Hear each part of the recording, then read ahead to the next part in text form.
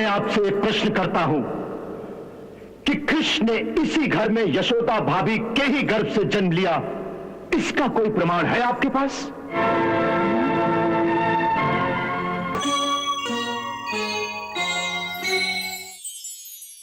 ये कैसी अनर्गल बातें हो रही हैं? किसी ने देखा नहीं तो इसका ये अर्थ नहीं कि मैंने बालक को जन्म ही नहीं दिया।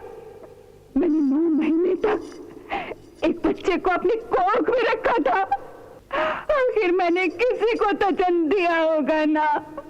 अवश्य जन्म दिया भाभी, अवश्य जन्म दिया, परंतु आपने जिसे जन्म दिया वो एक कन्या थी, जिसके बारे में यह प्रसिद्ध है कि जब कंस ने उसे देवकी की संतान समझकर पत्थर पर पटकने की कोशिश की तो उसने अष्टभुजा देवी का रूप धर लिया था। ये कहानी सत्य हो सकती है, लेकिन इससे यह सिद्ध नहीं होता कि वो कन्या मेरी ही पुत्री थी।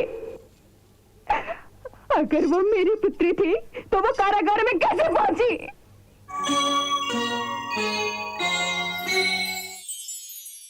अगर मेरी पुत्री एक कन्या थी तो फिर मेरा कृष्ण किसका पुत्र है? देवकी और वसुदेव का।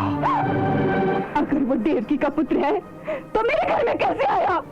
उस रात कुमार वसुदेव उसे आपकी शैया पर रखकर बदले में उस कन्या को ले गए थे।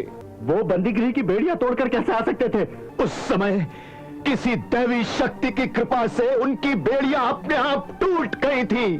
इस काल्पनिक कहानी पर हम कैसे विश्वास कर लें?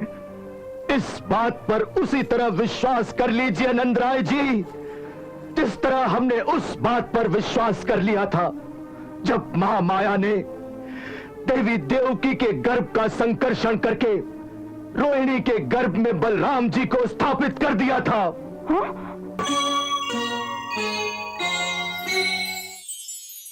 मैं आपसे एक प्रश्न करता हूं कि कृष्ण ने इसी घर में यशोदा भाभी के ही गर्भ से जन्म लिया, इसका कोई प्रमाण है आपके पास? सबसे पहले उस बालक को किसने देखा? मैंने। आपने उसे जन्म लेते हुए देखा? मैं जब वहां आई तो बालक का जन्म हो चुका था। उस कक्ष में और कौन था? नंदराय जी थे। आपने उस बालक को जन्म लेते हुए देखा था?